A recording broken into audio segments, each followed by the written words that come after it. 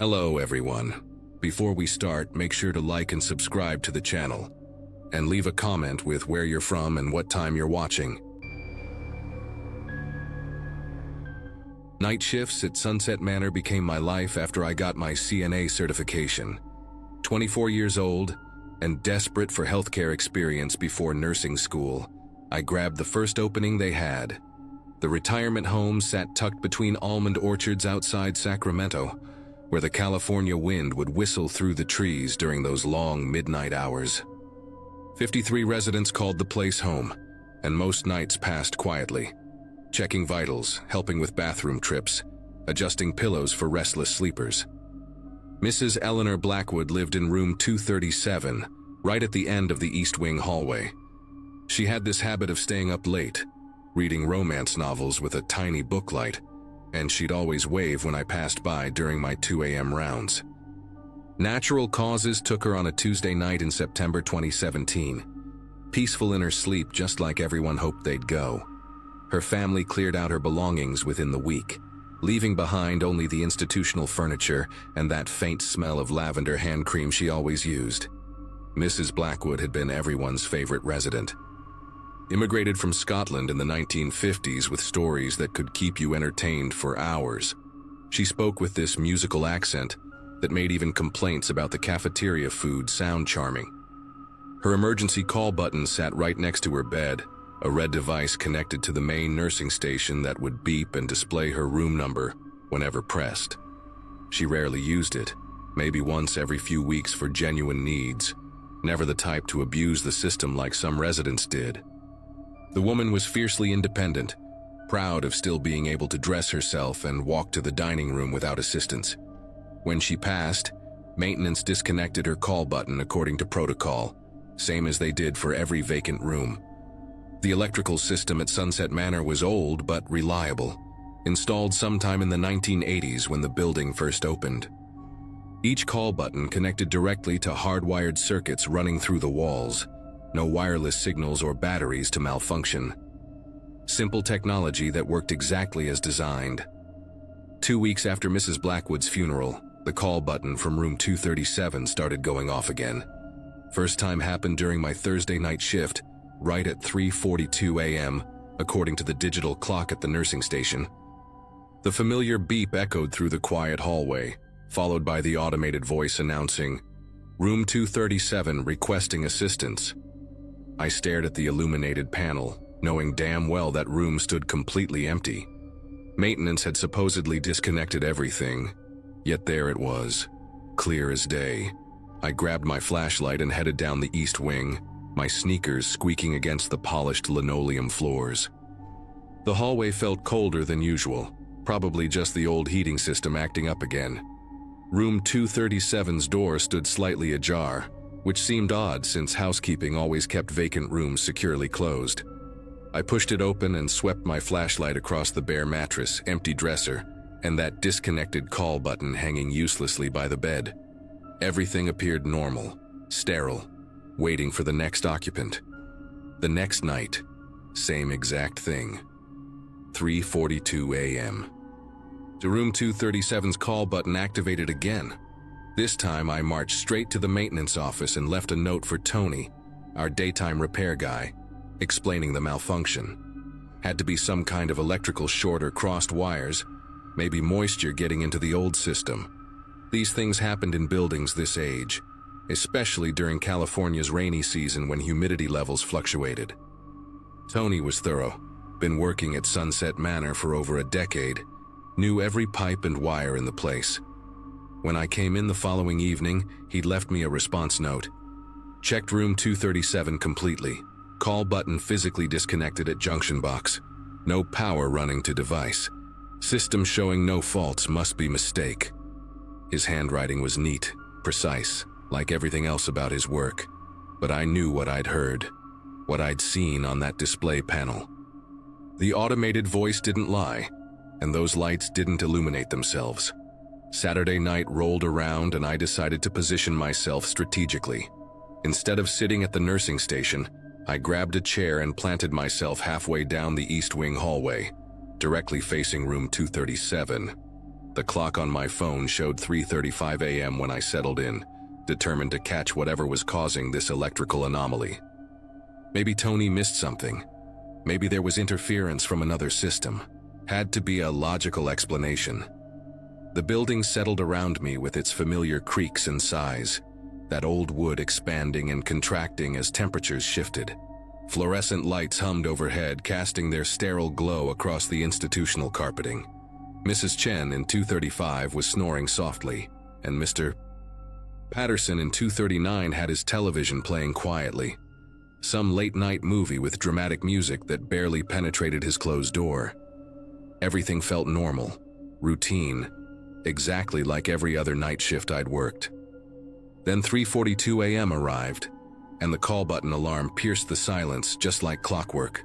The display panel lit up at the nursing station behind me, but this time I was watching room 237 directly. The door remained closed, exactly as I'd left it during my earlier rounds.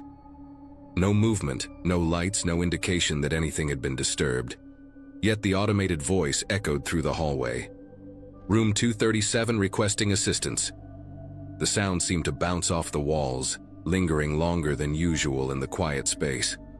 I approached the door slowly, every nerve on high alert, my flashlight beam steady despite the adrenaline coursing through my system.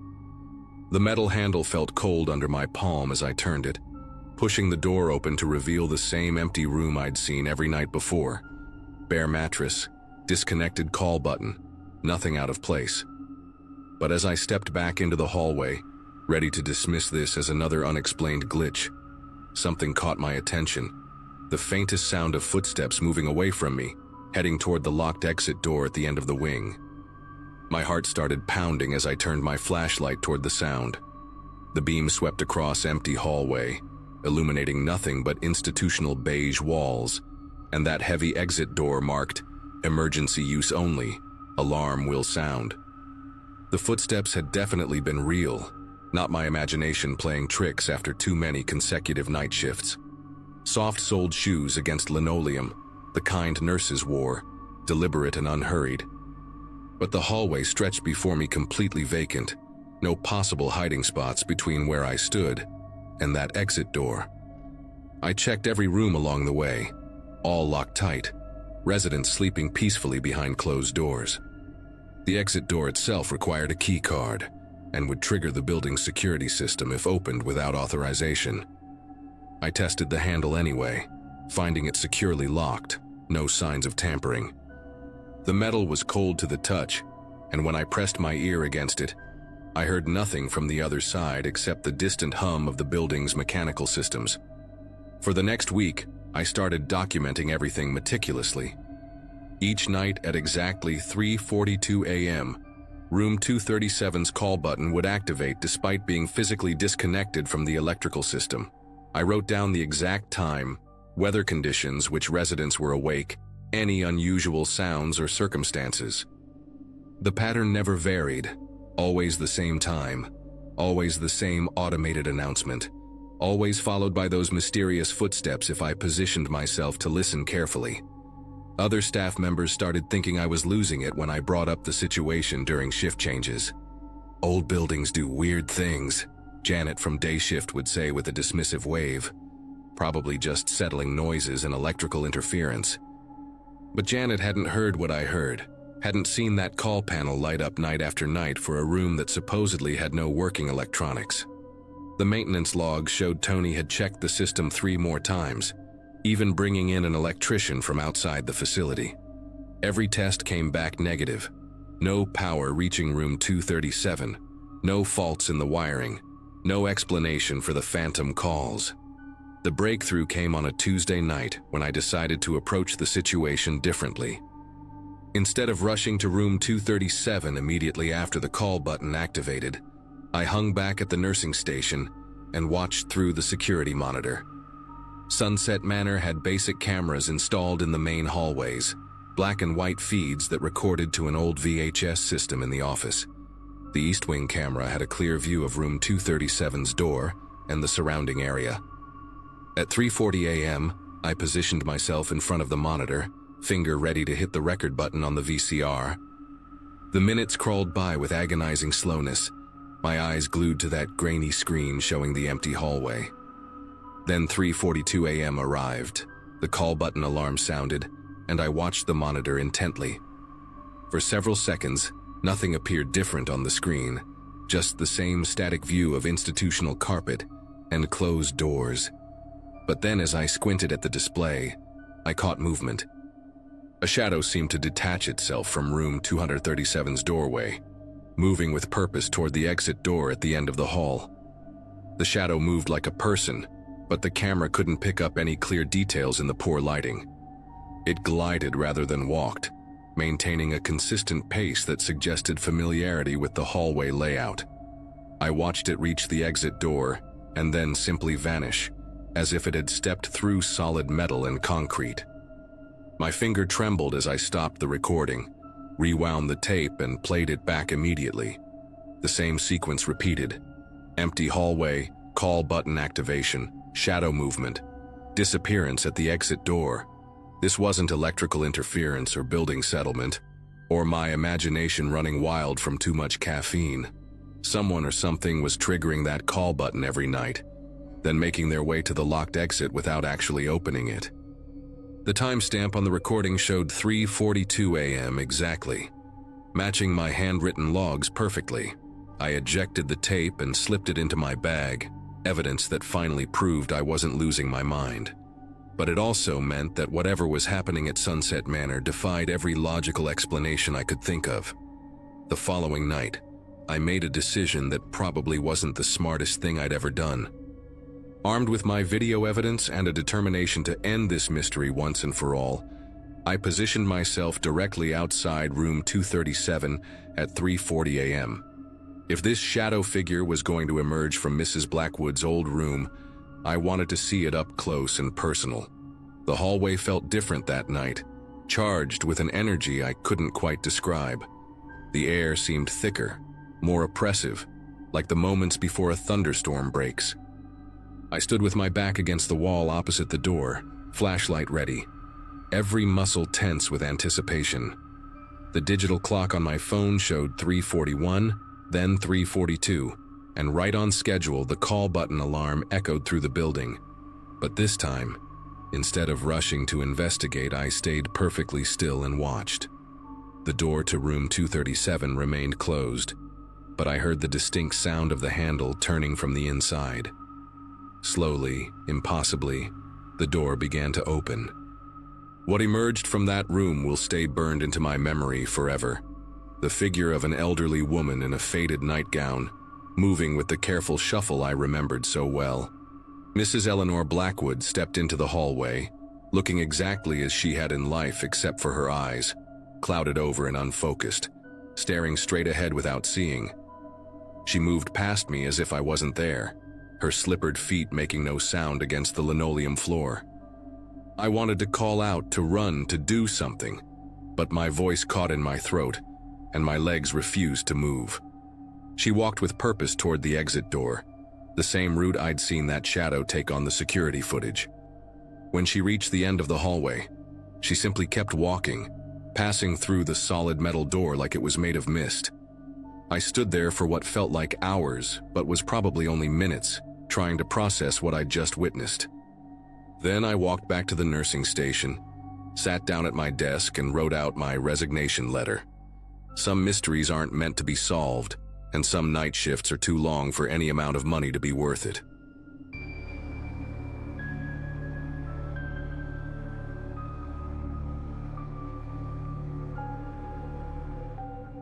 There was this stretch in 2019 when I worked the graveyard shift at a 24-hour diner just outside of Des Moines. I had just moved back to Iowa after a rough breakup in Chicago and needed something, anything, to keep the bills paid while I figured things out. The job was simple and mindless, which was kind of what I needed at the time. Most nights were dead quiet, just a couple of long-haul truckers and the same 3 old guys who came in for coffee and eggs like clockwork around 3 a.m. I didn't love it, but it felt safe in its own boring way. The diner sat right off the highway with flickering neon signs and a parking lot that always looked like it belonged in a crime scene photo. The kind of place with cracked vinyl booths and a jukebox that hadn't worked in years. My shift was midnight to 8 a.m., and I was usually alone until the morning cook came in around 6. That night started like any other. I was wiping down the counter, half watching some old infomercial on mute, when I noticed the occupied light on the customer restroom had been on for way too long. It had been at least 20 minutes. No one had come out. I knocked lightly, then called out. No response. Figuring maybe someone had gotten sick or passed out, I grabbed the key and opened the door. It hit me before I even turned on the light. This thick metallic smell that instantly made me nauseous. The moment I flipped the switch, my heart started hammering. There were bloody handprints smeared across the mirror and down the edge of the sink. One was on the paper towel dispenser, another streaked down the side of the stall. No one was inside.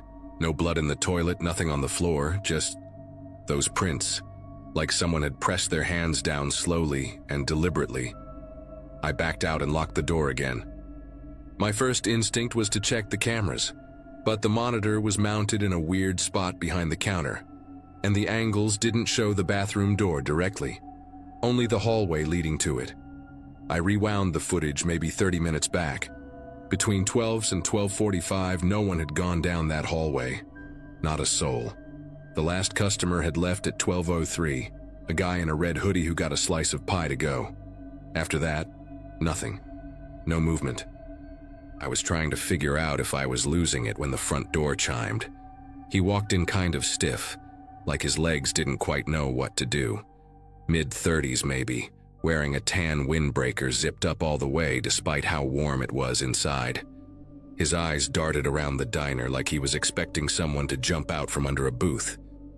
I asked if he wanted coffee, and he just stared at me for a second before shaking his head and saying, "Have you seen my friend? He said he was going to meet me here." I asked what his friend looked like. The guy blinked a few times, then scratched the side of his head like he'd just been asked a question he didn't understand. "Tall," he said. "Brown hair. He was right behind me." I glanced toward the cameras again, my stomach churning. Not from fear exactly, but that strange kind of discomfort you get when the world suddenly stops making sense. I just watched the feed. No one had come in with him, not even close. I tried to play it cool, told him I hadn't seen anyone else tonight, and asked if he wanted to sit while he waited. He nodded slowly and took a booth near the window, sitting with his back ramrod straight, both hands flat on the table like he was trying to steady himself. He didn't order anything. Didn't move. I waited a few minutes before checking the footage again, just to be sure. Rewound the last few minutes, played it back frame by frame. The man had walked in completely alone. The automatic doors opened once, for him. There was no one behind him, no one lagging a few steps back, not even a shadow.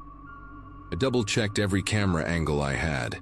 If someone else had come in, they would have had to phase through the damn walls. Still, he sat there like he was expecting someone to slide into the booth any second. When I brought him a glass of water, mostly to break the silence, he looked up at me and said, real soft, "He said the bathroom. Maybe he's in the bathroom." I didn't answer. I couldn't.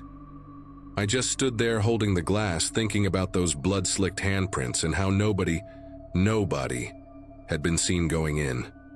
I asked if his friend had been injured or anything. He blinked again, this slow, dazed blink, then whispered, "He told me not to come in, but I came in." That's when I realized his hands were shaking under the table. I stepped back behind the counter, partly because I didn't know what else to do, partly because I needed a barrier between us. Something about the way he sat there, frozen in that exact posture, made my scalp itch. I picked up the phone and called the non-emergency line for the local sheriff's office. I didn't even know what I was reporting, just that a guy came in asking for a friend who didn't exist, and that there was blood in the bathroom no one had entered. The dispatcher said they'd send someone over. I didn't mention the cameras. I didn't mention the smell. I just wanted someone else there. The guy didn't move the entire 20 minutes it took for a deputy to arrive. He didn't even flinch when the bell over the door rang again. Deputy Carson walked in, looked at me, then over at the man in the booth. I nodded toward the hallway, and Carson went to check the bathroom first. Less than a minute later, he came back out and asked me quietly if I'd cleaned anything. I told him no, that's exactly how I found it.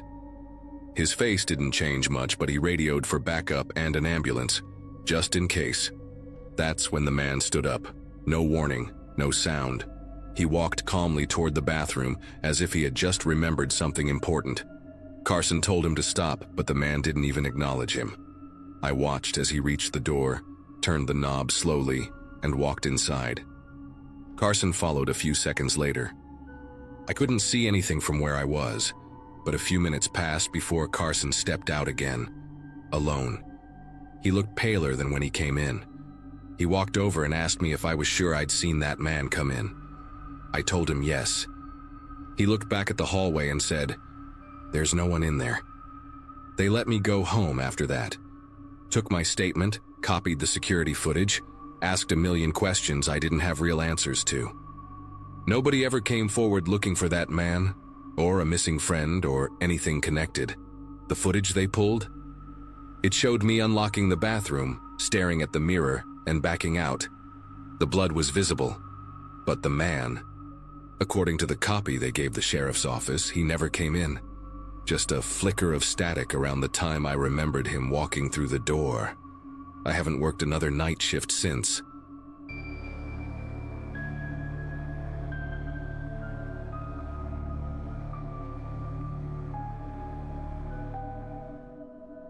Eight months into my graveyard shift at the Metro Transit Authority, I thought I'd seen everything the underground had to offer. Rats the size of small cats, homeless people who'd found creative ways to bypass security, and the occasional drunk who wandered onto the tracks thinking they could walk home through the tunnels. At 26, the job wasn't glamorous, but it paid my rent in Brooklyn and gave me time to think about finishing my engineering degree. The 4th Avenue station had become my second home. Every bolt, every electrical panel, every shadowy corner was familiar territory. Most nights were routine. Check the systems, clean what needed cleaning, and make sure nobody was where they shouldn't be.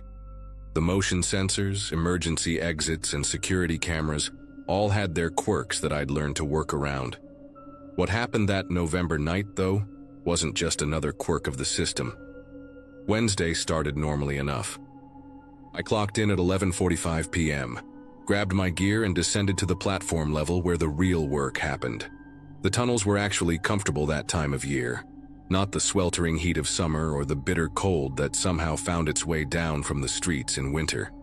My routine never varied much. Southbound platform first, then the electrical systems, then a sweep of the 3 tunnel entrances that connected to different lines. Around 2:30 a.m., I was wrapping up the electrical panel inspection when something caught my attention on the monitoring station.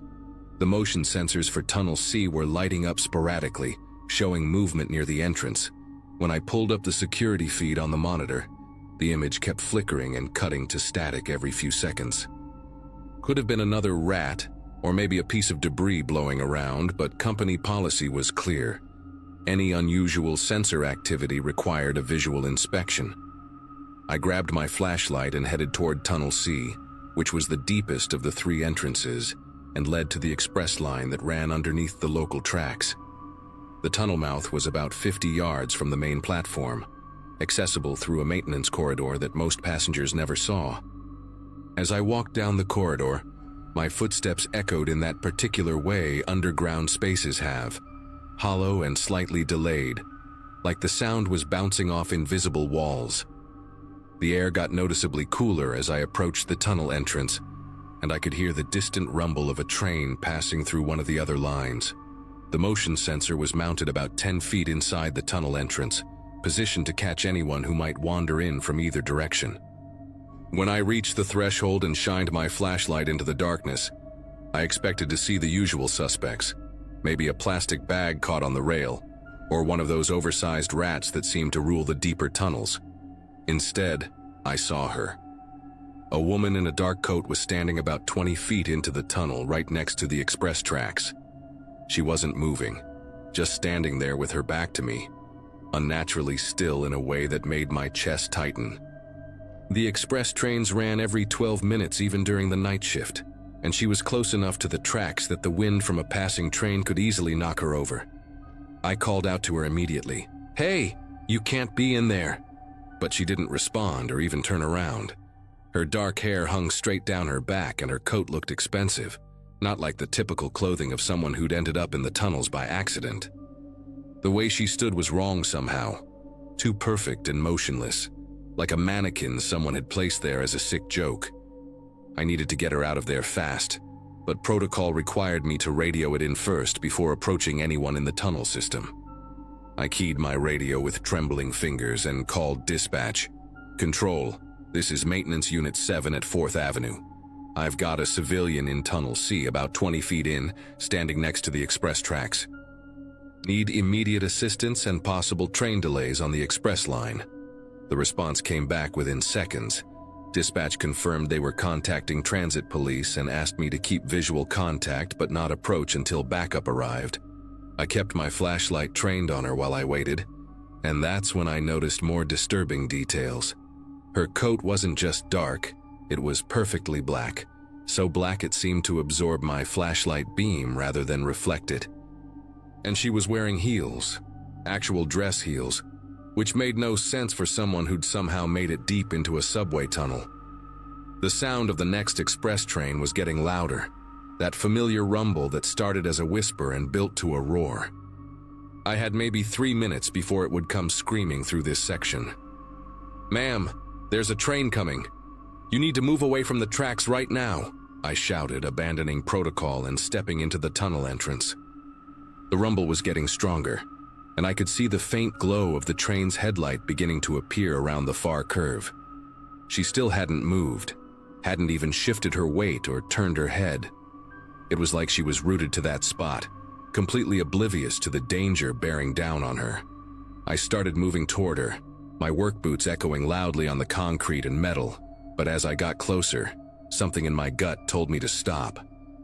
The air around her seemed different, colder and somehow thicker, like walking into a freezer.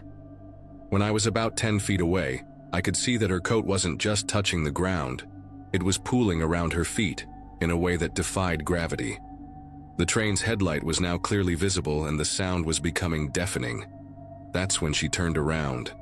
I wish I could forget what I saw, but her face is burned into my memory forever. It wasn't a face at all. It was smooth, featureless skin where eyes, nose, and mouth should have been. Just blank, pale flesh stretched over bone, with dark hair framing nothing. No expression because there was nothing to express with. I stumbled backward, my flashlight beam shaking wildly, and in that moment of pure terror, I understood that whatever this thing was, it wasn't human. The express train was maybe 30 seconds away now, its horn blaring as it approached the station, but it just stood there, that blank face turned toward me. I wanted to run, every instinct screaming at me to get out of that tunnel, but I couldn't move. My legs felt like concrete and my throat had closed up completely. The thing tilted its head slightly, like it was studying me, and then the strangest thing happened. It raised one pale hand and waved at me, a slow, deliberate gesture that somehow felt mocking. The express train hit the tunnel entrance with a sound like thunder, its headlight flooding the space with harsh white light. I squeezed my eyes shut and pressed myself against the tunnel wall, expecting to hear the horrible impact, the screech of brakes, something. But there was only the normal sound of the train passing through, the rhythmic clacking of wheels on rails, the whoosh of displaced air, the gradual fading as it continued toward the next station. When I opened my eyes and pointed my flashlight back toward where she had been standing, the tunnel was empty, completely empty. No woman, no dark coat, no sign that anyone had ever been there at all. I stayed pressed against that wall for what felt like hours but was probably only a few minutes, my heart hammering so hard I thought it might burst. The motion sensors had gone silent, showing no activity in the tunnel. Whatever I had seen was gone, like it had never existed in the first place. When I finally managed to move, I stumbled back to the monitoring station and immediately pulled up the sensor logs on the computer. The records showed the exact timeline. Motion detected at 2:31 a.m., consistent activity until 2:47 a.m., then nothing. But here's the thing that still keeps me awake at night. According to the entry and exit sensors positioned at both ends of Tunnel C, no one had entered or left that tunnel in over 6 hours. The system tracks every person, every large object, anything bigger than a rat that moves through those checkpoints. The logs were clean, showing only my own entry at 2:35 a.m. when I went to investigate. I ran the diagnostics 3 times, checked every sensor, even called the night supervisor to verify the system was working properly. Everything checked out perfectly. According to the Metro Transit Authority's own security system, I had been alone in that tunnel the entire time. But I know what I saw, and I know it waved at me with that pale, lifeless hand. Transit police arrived about 20 minutes later. 2 officers who'd clearly been roused from a quiet night shift and weren't thrilled about checking out a possible trespasser call. Officer Williams was a veteran who'd worked the subway beat for 15 years, and Officer Martinez was newer, but had that no-nonsense attitude that comes from dealing with the city's underground craziness every night. I tried to explain what I'd seen, but even as the words came out of my mouth, they sounded insane. A faceless woman in an expensive coat, standing in a restricted tunnel, who disappeared when the train passed through. They listened politely, took notes, and did a thorough sweep of all 3 tunnels with their high-powered flashlights. They found nothing, of course. No footprints, no trace evidence, no sign that anyone unauthorized had been in the system. Williams suggested I might have seen shadows cast by the approaching train's headlight, maybe combined with some debris that got caught in the air current. Martinez was more direct. He asked if I'd been drinking or taking any medication that might affect my perception. I finished my shift in a daze, going through the motions of my remaining checks but constantly glancing toward Tunnel C. Every shadow looked suspicious. Every sound made me jump. When my replacement arrived at 8 a.m., I practically ran out of there. But I couldn't just let it go. Over the next few days, I started researching the history of the 4th Avenue station during my off hours. What I found made everything worse. The station had been built in 1976 over the site of an older terminal that had been demolished after a fatal accident in 1968. A woman named Victoria Ashford had fallen onto the tracks during rush hour and was killed instantly by an incoming train. The newspaper archives described her as wearing a dark winter coat and having long black hair. They never determined if she had jumped, been pushed, or simply lost her footing. The really disturbing part was that several witnesses mentioned how she'd been standing unusually close to the platform edge, perfectly still, for several minutes before she fell. Reading those accounts gave me chills because it matched exactly what I had seen. That unnatural stillness, the positioning near the tracks. I quit my job 2 weeks later. I told my supervisor it was to focus on finishing my degree, which wasn't entirely a lie. But the real reason was that I couldn't handle working in those tunnels anymore. Every night shift became an exercise in terror, wondering if I'd see her again, wondering if next time she might do more than just wave. I never saw the faceless woman again, but other maintenance workers started reporting strange motion sensor readings in Tunnel C over the following months. The equipment was replaced twice, but the intermittent signals continued.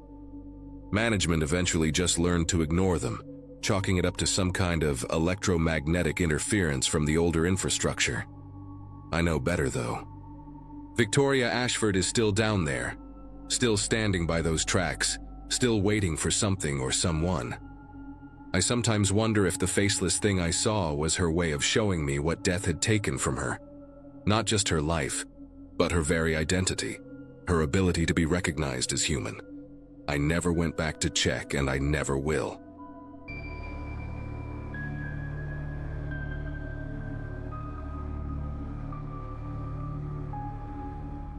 Posted this on RR Glitch in the Matrix, but figured it belonged here too. Still gives me chills thinking about it, and it happened almost 6 months ago. At the time, I was pulling overnight security shifts at Riverside General Hospital in Ohio, one of those old brick buildings from the 1970s with endless hallways and that sterile smell that never really goes away. The pay wasn't great, but the job was straightforward enough. Walk the rounds, check doors, monitor the parking areas, and make sure everything stayed quiet during those dead hours between midnight and sunrise. Most of the hospital emptied out after visiting hours, leaving just the essential staff on the medical floors and me wandering around with my flashlight and radio. The radio system they used was pretty standard.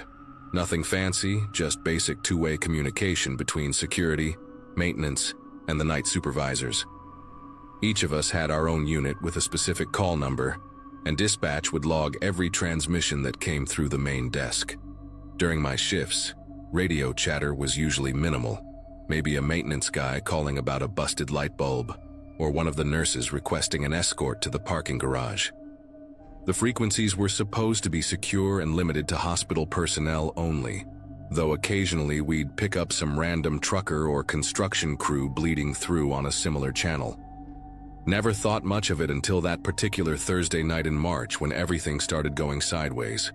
It was around 1:15 a.m. when I first heard it. This faint, crackling voice coming through my radio while I was doing my rounds on the third floor. At first I thought it was just static or maybe someone accidentally keying their mic, but then I heard it clearly. A child's voice, maybe 7 or 8 years old, saying, "Hello? Is anyone there?" The voice was so quiet and tinny through the speaker that I almost dismissed it as interference from some kid playing with a toy walkie-talkie nearby. But we were in the middle of a hospital at night, and the pediatric wing had been closed for renovations for the past month. There weren't supposed to be any children in the building at all, let alone awake and playing with radios at past 1 in the morning. I stopped walking and held the radio closer to my ear, waiting to see if I'd hear it again. The hallway around me was completely silent except for the distant hum of the HVAC system and that occasional beeping from the medical equipment in the rooms. Then, about 30 seconds later, the voice came back. "I can't find my mom. Can you help me find my mom?" The transmission was clearer this time, and I could tell it was definitely a young boy speaking. His voice had that particular quality that kids get when they're scared or confused, shaky but trying to be brave. I keyed my radio and responded, asking who was speaking and what their location was, but got nothing back except static. The whole thing lasted maybe 2 minutes before the frequency went quiet again. I immediately called dispatch to report what I'd heard, thinking maybe there was a lost child somewhere in the building that security hadn't been notified about. The night supervisor, Linda, checked all the patient logs and confirmed what I already suspected. No pediatric admissions, no children visiting after hours, and definitely no kids who should have access to hospital radio equipment. She suggested it might be interference from outside the building, maybe some neighborhood kid with a scanner, or cheap walkie-talkie picking up our frequency. That explanation made sense, and I probably would have forgotten about the whole thing if it hadn't happened again the next night at almost exactly the same time. This time, the boy's voice was asking about his teddy bear, wondering if anyone had seen a brown bear with a red ribbon around its neck. The third night was when things really started getting under my skin. Same time frame, right around 1:20 a.m., but this time the transmission lasted longer. The kid was talking about being cold and wanting to go home, and there was something in his voice that made my chest feel tight. He sounded genuinely distressed, not like a child playing pretend or messing around with radio equipment. I started walking faster through my rounds, checking every room, every closet, every possible hiding spot where a kid might be. The hospital felt different that night, bigger somehow, with shadows that seemed deeper than usual. Every creak of the building settling, every distant sound from the medical floors made me pause and listen. When I got back to the security office, I decided to check the radio logs myself instead of just reporting it to dispatch. The radio log system was pretty basic, just a computer terminal that recorded every transmission with a timestamp, duration, and the call number of the unit that sent it. I pulled up the data from the past 3 nights and scrolled through looking for anything around the 1 to 2 a.m. time frame. What I found made absolutely no sense.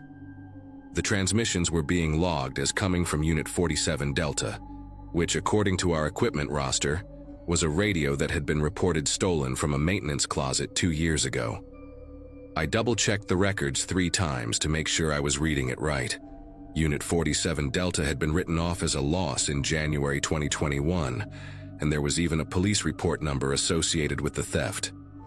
Yet here it was, showing up in our logs, transmitting clear audio from what sounded like a terrified child. I spent the rest of that shift digging through old incident reports and maintenance logs, trying to figure out if there was any logical explanation for what was happening. The original theft report mentioned that the radio had gone missing during a busy period when contractors were working on the heating system. Security footage from that time had already been deleted per the hospital's retention policy, so there was no way to see exactly how or when it disappeared. The more I read, the more unsettled I became. Unit 47 Delta had been assigned to the pediatric wing before it was stolen, the same wing that was now closed for renovations. I kept thinking about that boy's voice, how real and frightened he sounded, and wondering how a stolen radio could still be transmitting on our secure frequency after 2 years of being missing. The fourth night, I was ready for it. I positioned myself near the old pediatric wing around 1 a.m. Radio turned up to full volume, waiting to see if I could pinpoint where the signal might be coming from. The renovated area was completely dark and sealed off with plastic sheeting and construction barriers, but I had master keys to get inside if needed. At 1:18 a.m., the voice came through again, clearer than ever. "My name is Tommy. I'm 6 years old and I can't find the way out." My heart started pounding as I realized this was the first time the kid had given his name.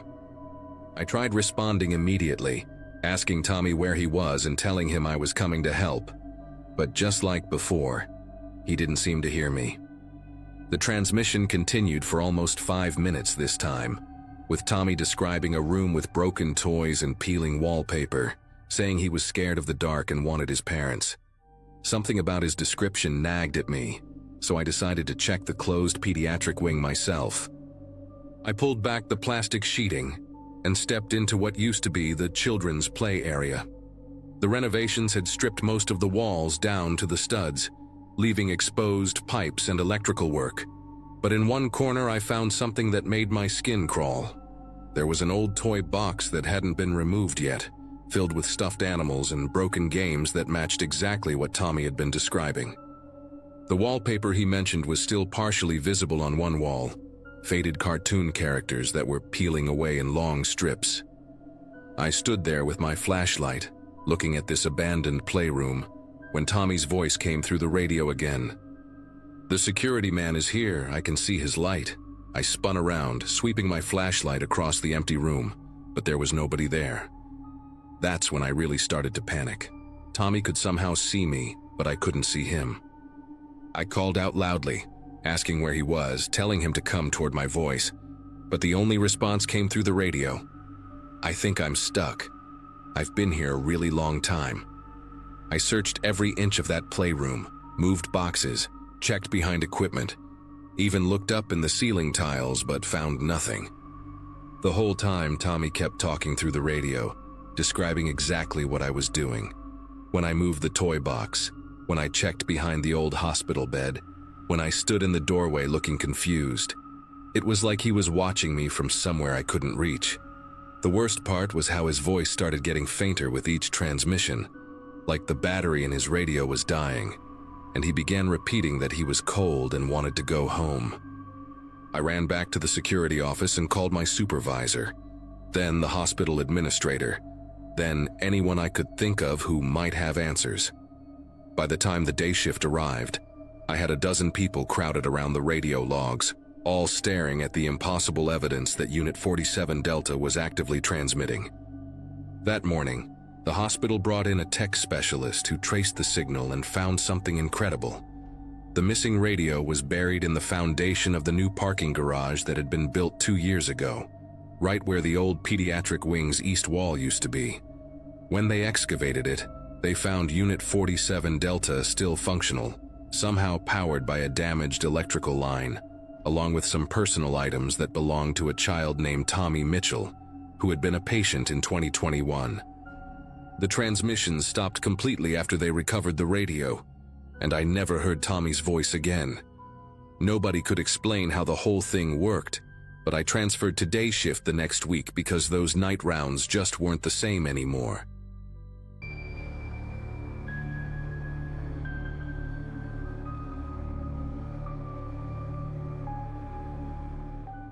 Quick stop off Route 70 in Kansas became my second home after I picked up the graveyard shift to help pay for nursing school. At 24, the job seemed simple enough. Ring up gas, restock the energy drinks, and try not to fall asleep during the dead hours between 2 and 6 a.m. The store sat like a lonely beacon on a stretch of highway, where wheat fields stretched endlessly in every direction, and most nights I'd see maybe a dozen customers total. Truckers would stop for coffee and bathroom breaks. College kids from the nearby university would grab late-night snacks, and the occasional insomniac would wander in for cigarettes or energy drinks. After 6 months of the same routine, I thought I'd seen every type of person who traveled that desolate stretch of road. The fluorescent lights hummed constantly overhead, casting everything in that sickly yellow glow that made even the healthiest person look like they were dying. And the smell of stale coffee mixed with cleaning chemicals had become as familiar as my own perfume. During those quiet hours, time moved differently. Minutes felt like hours, and I'd find myself counting the bugs that gathered around the exterior lights or memorizing the expiration dates on the candy bars just to keep my mind occupied. The cash register was ancient, one of those loud machines that sounded like a slot machine every time it opened, and the security cameras were positioned in the corners with their red blinking lights that supposedly made people think twice about shoplifting. Most nights, the only sounds were the hum of the refrigerators, the occasional car passing by without stopping, and the country music station that played the same 12 songs on repeat. I'd gotten comfortable with the solitude, even started bringing textbooks to study during the slow periods. My manager, a guy named Pete who'd been running gas stations since before I was born, always said the night shift was perfect for students because nothing ever happens after midnight in Kansas.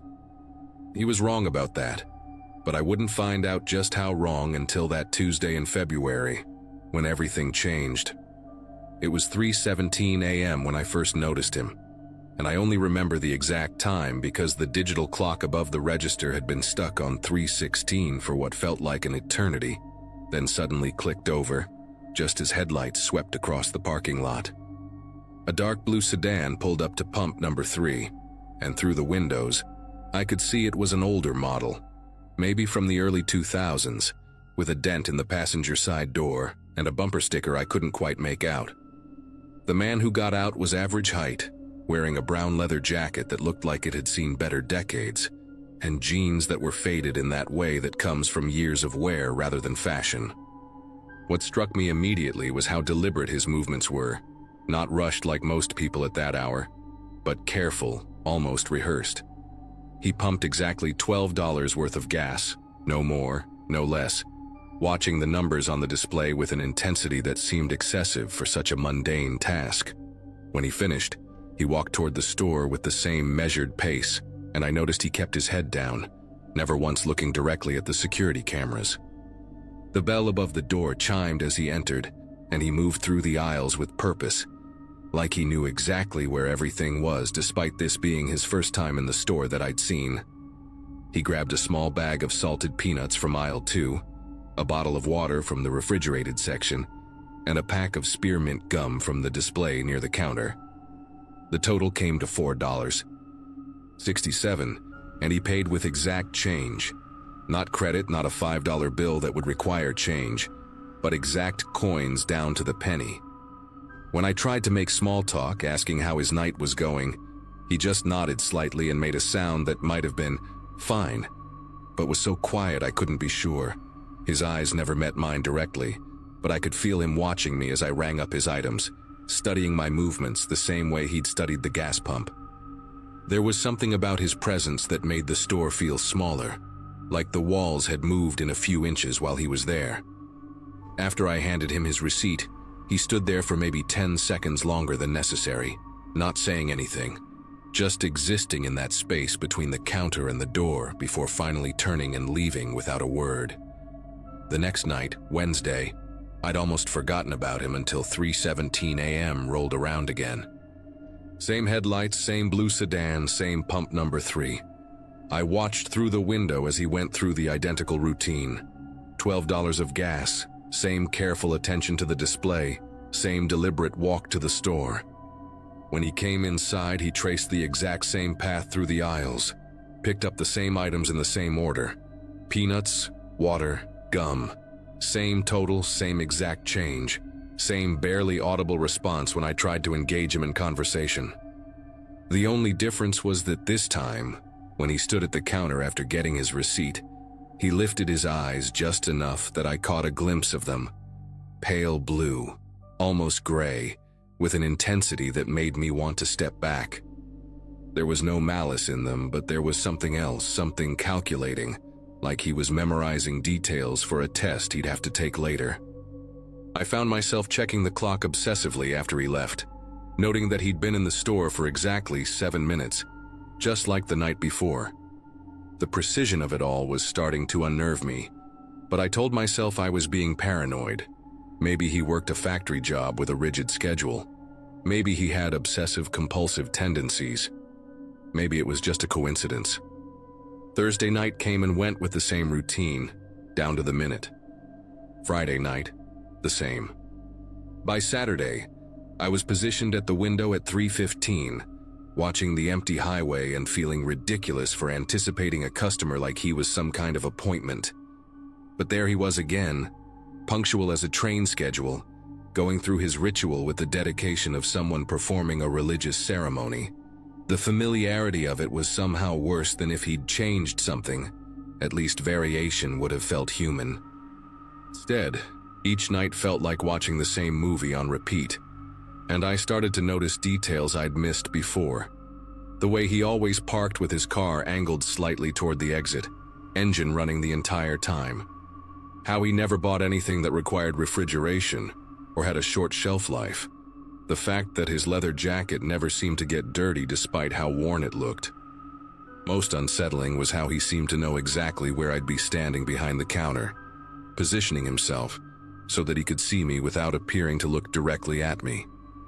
By Sunday night, the routine had become so predictable that I started timing him, and sure enough, 7 minutes from door to door, never varying by more than a few seconds. Monday morning, when Pete arrived to open the day shift, I was waiting for him in the parking lot. I'd been wrestling with whether to say anything all weekend, second-guessing myself and wondering if I was overreacting to what might just be an eccentric customer with particular habits.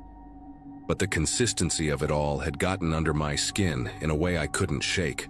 Pete was a straightforward guy in his 50s who'd seen everything in 20 years of gas station management, and if anyone would know whether this was normal behavior, it would be him. I described the man, the timing, the identical purchases, and Pete listened with the kind of attention he usually reserved for reports about missing inventory or broken equipment. When I finished, he was quiet for a long moment, chewing on the toothpick he always had between his teeth. Then he told me about the security system, how it recorded everything but only kept footage for 2 weeks before recording over itself. He pulled up the recordings from the past week on his office computer, and we watched together as the same scene played out night after night. The blue sedan, the man in the leather jacket, the precise routine. Seeing it on screen somehow made it more real and more disturbing, like we were watching surveillance footage of a crime that hadn't happened yet. Pete agreed that the behavior was unusual enough to warrant attention, and he promised to mention it to the day shift staff to see if anyone recognized the man or the car. He also gave me his personal cell phone number and told me to call immediately if anything escalated beyond the routine visits. That night, Tuesday, I felt better knowing that someone else was aware of the situation and that I had backup if needed. I positioned myself at the counter with Pete's number already pulled up on my phone, ready to hit call if necessary. 3:15 came and went with no sign of the blue sedan. 3:17 passed, then 3:20, then 3:30. For the first time in a week, the highway remained empty during what had become his time, and instead of relief, I felt a strange kind of anxiety, like waiting for a shoe to drop that never came. The absence was almost worse than the presence had been, because now I didn't know what to expect. Had my conversation with Pete somehow scared him away? Had he noticed me watching him more carefully? Or was this just the natural end to whatever compulsion had been driving him to make these nightly visits? I spent the rest of my shift glancing at the clock and checking the windows, but he never showed up. Wednesday night started the same way. Empty highway, quiet store, and me trying to convince myself that whatever had been happening was over. Around 2:45 a.m., I was restocking the cigarette display behind the counter when I heard a car pull into the lot. My heart rate spiked immediately, and I turned toward the windows expecting to see the familiar blue sedan. Instead, a red pickup truck was parked at pump number 2, and a woman in scrubs was filling up her tank, probably a nurse heading home from a late shift like I'd be doing in a few hours. She came in, bought coffee and a breakfast sandwich for later, chatted briefly about how dead the hospital had been that night, and left. Normal customer, normal interaction, exactly the kind of encounter that used to make up my entire shift. But as I watched her taillights disappear down the highway, I realized I was still on edge, still expecting the blue sedan to materialize at any moment. The clock seemed to move slower as it approached 3:17, and when that time came and went with no sign of him, I should have felt relieved. Instead, I felt like I was being watched, not from inside the store, but from somewhere outside, beyond the reach of the exterior lights where the darkness was complete and impenetrable. At 3:25 a.m., a car pulled into the lot and parked in the exact same spot where the blue sedan always parked, pump number 3, angled toward the exit. But this was a different car, a gray compact that looked newer than the sedan, and the person inside didn't get out to pump gas. They just sat there, engine running, headlights off. From where I stood behind the counter, I could see the silhouette of someone in the driver's seat, but the darkness and the angle made it impossible to make out any details. What I could see clearly was that they were wearing the same brown leather jacket, not similar, but identical, down to the worn patches on the sleeves and the way it hung on their shoulders. The car sat there for exactly 7 minutes, the same amount of time the man usually spent inside the store. And during that entire time, I felt like I was being studied through the windows. My heart was pounding so hard I could hear it over the hum of the refrigerators, and I found myself backing away from the windows, trying to stay in the blind spots where the person in the car couldn't see me. When the 7 minutes were up, the car pulled away slowly, deliberately, without the driver ever getting out or acknowledging my presence in any obvious way. The moment the gray car disappeared from view, I called Pete. It was nearly 3:35 a.m., and I knew I was waking him up, but the situation had crossed a line from strange to genuinely frightening. Pete answered on the 4th ring, groggy but alert when I explained what had just happened. He told me to lock the doors immediately, and only open them for customers who actually needed to come inside, and he'd be there within 20 minutes. While I waited, I reviewed the security camera footage from my phone app, rewinding to capture the gray car's arrival and departure. The video quality wasn't great in the darkness, but it clearly showed the 7-minute timeline and confirmed that the person inside had been wearing the same distinctive leather jacket. When Pete arrived, he brought coffee and a serious expression, and we spent the remainder of my shift going through the footage together and discussing what this could mean. The working theory was that either the original man had switched cars to avoid detection, or someone else was deliberately copying his routine. Both possibilities were disturbing in their own way. Pete decided to file a report with the local sheriff's department and recommended that I request a transfer to day shift for my own safety. I never worked another night shift at that quick stop. Pete called me 2 days later to tell me that the sheriff's deputy had reviewed all the security footage and filed it as a suspicious activity report, but without any actual crime being committed, there wasn't much they could do besides increase patrols in the area. The day shift manager, a woman named Betty, mentioned that she'd asked around town about a man in a brown leather jacket driving a blue sedan, but nobody recognized the description. What bothered me most was never finding out who it was or why the routine had been so important to them. 6 months later, when I finally finished nursing school and moved to Denver for a hospital job, I drove past that quick stop one last time during daylight hours. It struck me how small and vulnerable it looked in the middle of all those empty fields, like a target that had been carefully selected rather than randomly chosen. I never found out if the visits continued after I left, but sometimes during my night shifts at the hospital, when the halls are quiet and I'm walking past darkened windows, I think about that brown leather jacket and wonder if someone else is out there, performing their own careful routine, and whether the person they're watching knows they're being watched. The precision of it all still gives me chills, because whatever was happening during those 7 nights wasn't random. It was planned, deliberate, and probably not over, just relocated.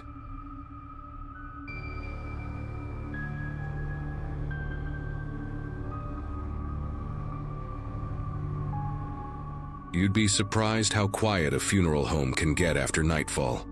Not peaceful quiet, more like the kind that builds pressure in your ears, like the building itself is holding its breath.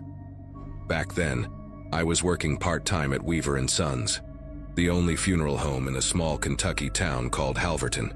I was 26, still figuring things out, and the job had kind of fallen into my lap through a friend of my uncle's. Most nights were uneventful. Tidy up, log the visitor book, check the chapel lights, and make sure nobody left a program or tissue box behind. It wasn't glamorous work, but it paid enough to keep the lights on in my apartment above the bakery downtown. That night had been a service for a local man named Harold Finch, someone I barely knew except that he used to own the hardware store and had a fondness for model trains. The turnout had been decent. Lots of old-timers, a few grandkids, the usual hushed condolences and Kleenex exchanges.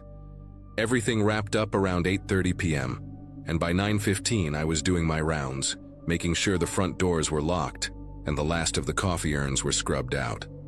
The viewing room, what we called the main chapel, was dimly lit, with just the aisle sconces and one overhead fixture above the casket still on.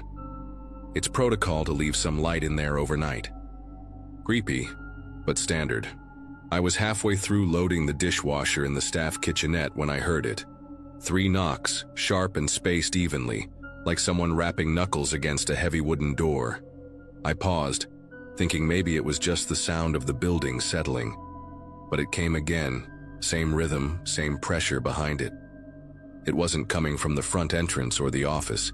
It was coming from the chapel, where Mr. Finch's body still lay. I hesitated for a second, hand still on a mug, and then walked over to the small desk in the hallway where the security monitor sat. We only had 3 cameras, front door, back hallway, and a wide angle fixed on the chapel from the far end. The chapel feed was on a slight delay, but clear enough. I watched it as I stood there, arms folded, trying to rationalize what I'd heard. The viewing room was empty. Rows of chairs, Mr. Finch's casket at the front, and the faint glow from the lights. I let it play for another 10 seconds and then, clear as day, a figure moved into frame. Tall, broad-shouldered, wearing what looked like a dark coat. They didn't walk in. They walked out, straight through the middle aisle, past the rows of empty chairs, and out of view toward the side door that should have been locked since before sunset. But what made my jaw tighten wasn't just the fact that no one else had come in.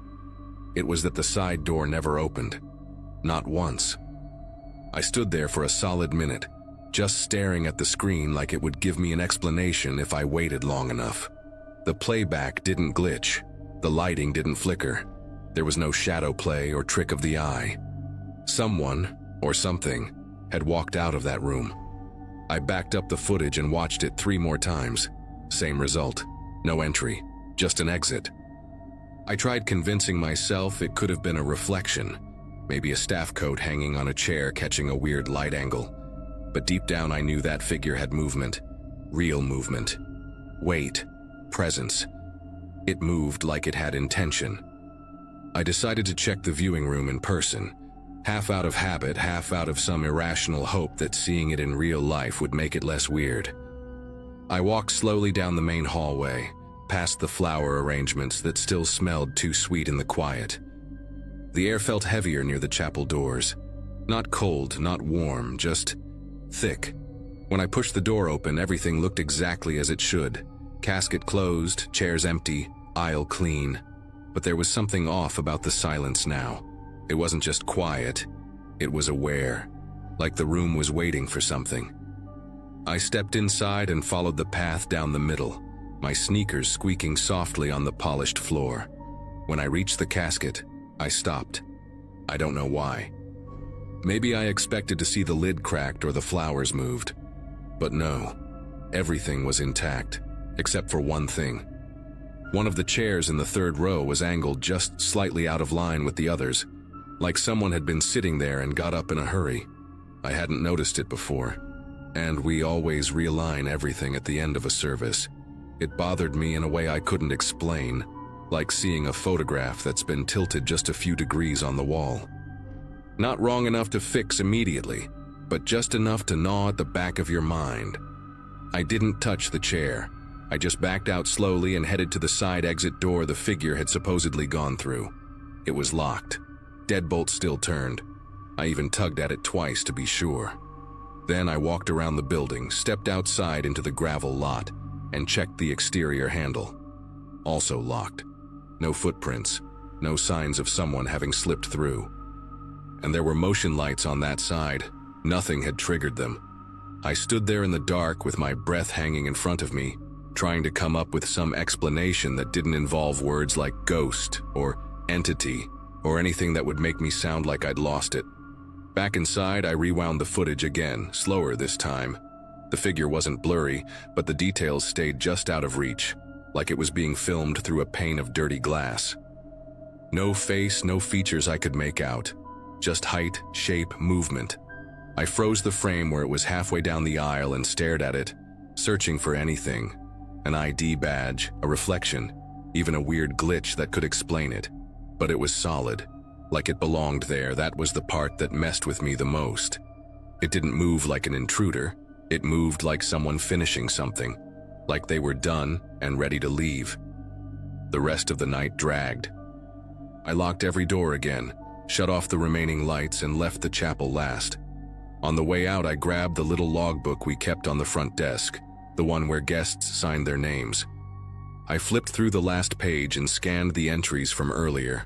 Most were family or locals I recognized, but one stood out.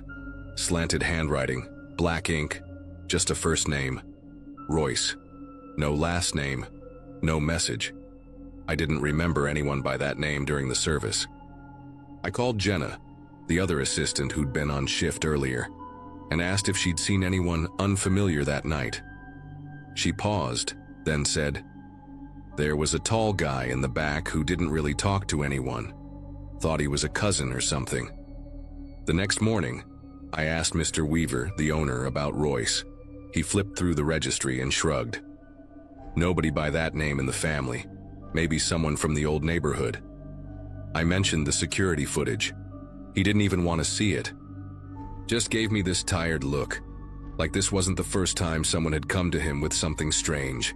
"This place has been here since 1954, he said. "Things linger. Don't let it follow you home." That last line sat with me for weeks. I started keeping a small cross in my glove box, left the hallway lights on in my apartment more than I used to. Eventually, I stopped working nights altogether. Switched to day shifts, then left the job 6 months later when something else opened up at the county clerk's office. Never told anyone else about it, not because I was afraid they'd call me crazy, but because part of me felt like I wasn't supposed to. Like saying too much would pull whatever that thing was back into my life. I don't know who Royce was, or what he was doing in that room alone after everyone had gone. But every time I passed by the old funeral home, I glanced toward the side door, half expecting to see someone tall and still, waiting just inside the glass.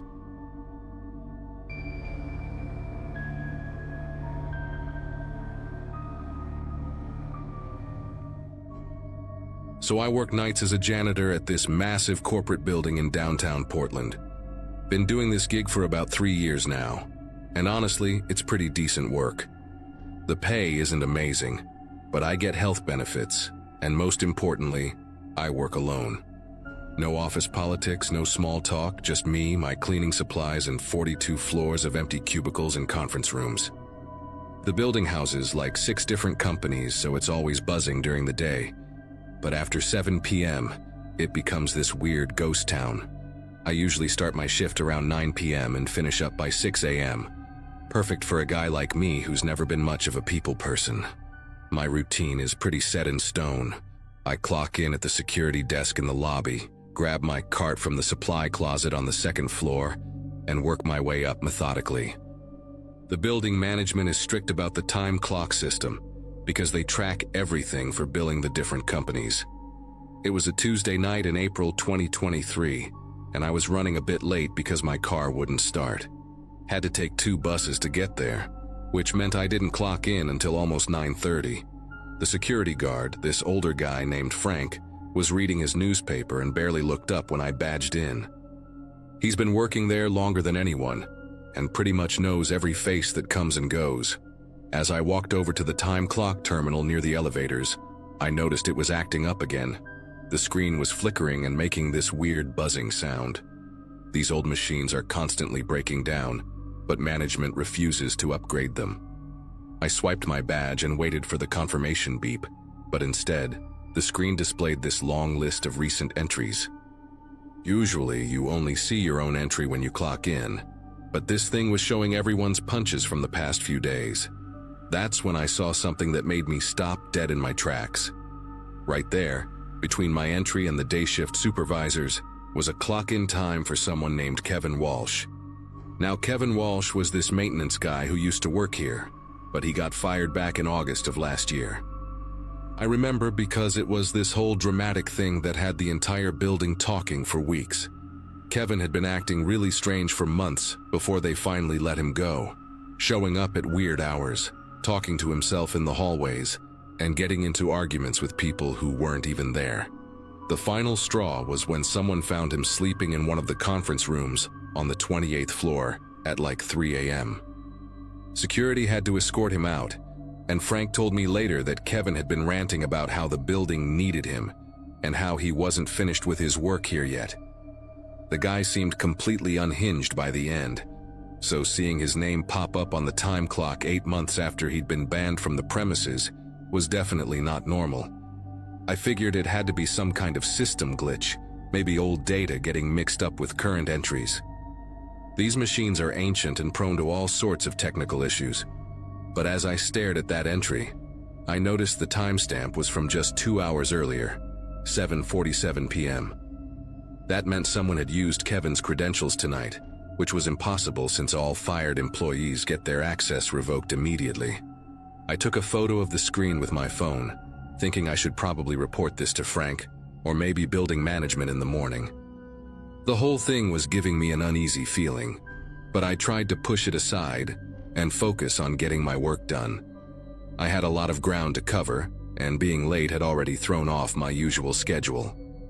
I grabbed my cleaning cart and headed for the elevators, but as I passed the security desk, I noticed Frank had stepped away, probably doing his hourly rounds. The lobby felt eerily quiet tonight, more so than usual. Even the street outside seemed unusually empty for a Tuesday evening. The fluorescent lights were humming louder than normal, and there was this faint smell in the air that I couldn't quite place. Something musty and stale, like old clothes that had been sitting in a damp basement for too long. I started my rounds on the 3rd floor, working through the marketing firm's offices. Everything seemed normal at first. Empty desks, turned-off computers, the usual mess of coffee cups and food wrappers that people leave behind. But as I was emptying the trash cans near the break room, something caught my eye on the small table where employees usually eat their lunch. There, sitting right in the middle of the table like someone had deliberately placed it there, was an ID badge. I picked it up and immediately felt my stomach lurch.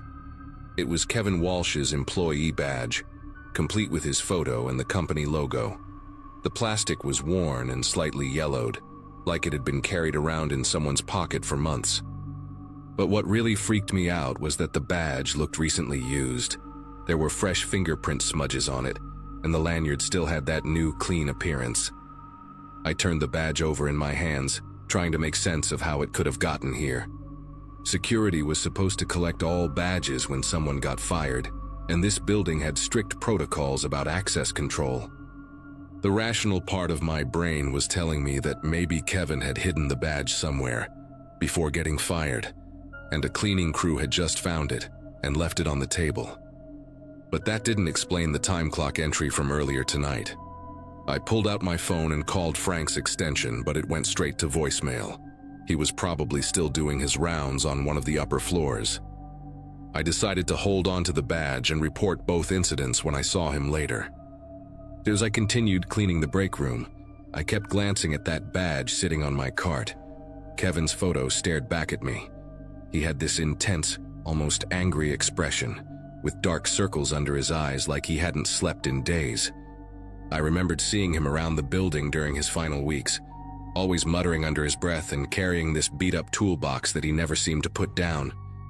The guy had always been a bit odd, but toward the end, he was genuinely unsettling. Other employees started avoiding him, and I heard rumors that he'd been writing strange messages on bathroom walls and leaving weird notes in people's desks. I finished up the 3rd floor and moved on to the 4th, trying to shake off the creepy feeling that was settling over me. The building felt different tonight, like there was this underlying tension in the air that I couldn't explain.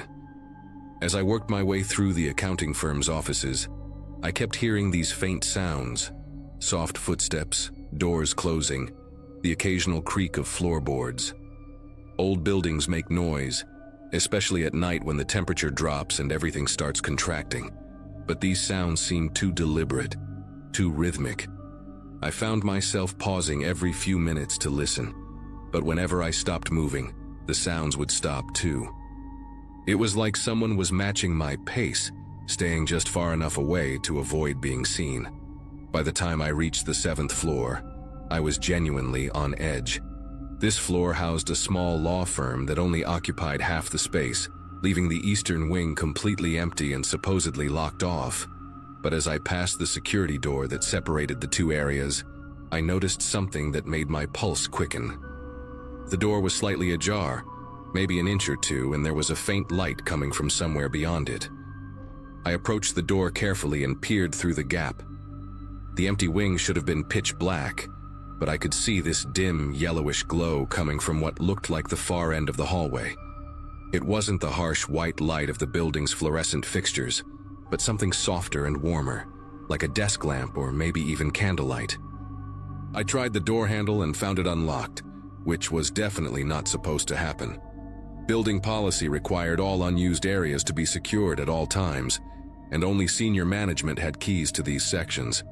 I pulled out my phone to call Frank again, but realized I was getting no signal up here. Cell reception in this building was always spotty, especially on the higher floors where all the steel and concrete interfered with the towers. I stood there for a long moment trying to decide what to do. Part of me wanted to just close the door and pretend I never saw anything, but I knew I'd have to report it eventually. If someone was squatting in the building or if there was some kind of security breach, it was my responsibility to investigate. I pushed the door open wider and stepped into the darkened hallway, immediately noticing that musty smell again, but stronger now. The hallway stretched out in front of me, lined with empty offices that hadn't been used in over a year. Most of the doors were closed, but a few stood open, revealing dark spaces filled with nothing but dust and old carpet stains. I moved slowly toward the source of the light, my footsteps echoing off the bare walls. The building's ventilation system seemed louder here, creating this constant low hum that was almost hypnotic. As I got closer to the end of the hall, I could see that the light was coming from a corner office, the one with the big windows that overlooked the street. I stopped just outside the doorway and listened. There was definitely someone in there. I could hear the faint sound of papers rustling, and what sounded like someone mumbling or talking quietly to themselves. My heart was pounding so hard I was sure whoever was inside could hear it. I took a deep breath and stepped into the doorway, and what I saw made me want to turn around and run. The office had been turned into some kind of makeshift living space. There was a sleeping bag spread out on the floor, surrounded by empty food containers, water bottles, and stacks of papers covered in handwritten notes. But what really disturbed me was the person sitting at the old desk in the corner, hunched over what looked like building blueprints or floor plans. Even though I could only see his back, I recognized the greasy hair and the worn flannel shirt immediately. It was Kevin Walsh, and he was very much alive and apparently living in this abandoned office. He hadn't noticed me yet. He was too focused on whatever he was writing, muttering under his breath in a way that reminded me of those final weeks before he got fired. The desk was covered with dozens of sheets of paper, all filled with his cramped handwriting, and there were photos taped to the wall above the desk. I couldn't make out what they were from my position, but they looked like surveillance photos of people entering and leaving the building. There was also that beat-up toolbox I remembered, sitting open on the floor beside him, filled with what looked like electronic equipment and wires. The whole scene was surreal. Here was this guy who'd been banned from the building 8 months ago, living like some kind of hermit in an empty office, apparently conducting his own investigation or surveillance operation. I realized I needed to get out of there immediately and call the police, but as I started to back away, one of the floorboards creaked under my weight. Kevin's head snapped up instantly, and he spun around in the chair to face me. The look in his eyes was wild and unfocused, like someone who hadn't slept properly in weeks. His face was gaunt and covered with patchy facial hair, and his clothes looked like he'd been wearing them for days. For a moment, neither of us moved or said anything. Then he smiled, this unsettling grin that didn't reach his eyes, and said, "Oh good, you found me. I was wondering when someone would finally notice." His voice was hoarse and raspy, completely different from how I remembered it. He gestured toward the papers on his desk and continued, "I've been documenting everything, you know. All the irregularities, all the security gaps, all the ways this building is vulnerable. They thought they could just get rid of me, but I know this place better than anyone." I managed to stammer out something about him not being supposed to be here, but he just laughed and shook his head. "Supposed to be here? I never left. I've been watching, learning, improving the systems. Someone has to protect this place." The way he said it made it clear he genuinely believed he was doing something important and necessary. I knew I had to get out of there fast, so I told him I needed to go check on something and would be right back. Kevin just nodded enthusiastically and said he'd wait for me, that he had so much more to show me. I backed out of the office as calmly as I could, and then practically ran down the hallway to the security door. Once I was back in the main part of the building, I immediately called 911 from the stairwell, where I finally got a signal.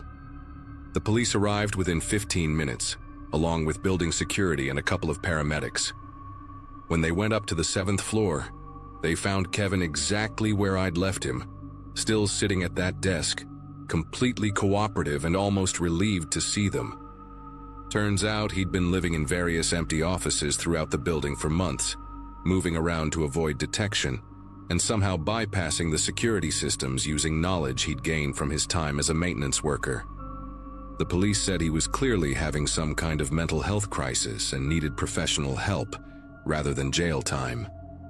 They found journals full of paranoid writings about the building being under threat, and his belief that he was the only one who could protect it. After that night, building management completely overhauled their security protocols, and I never saw Kevin again. But sometimes when I'm working alone on those upper floors, I still think about how he'd been up there all those months, watching and waiting, convinced he was the building's guardian angel.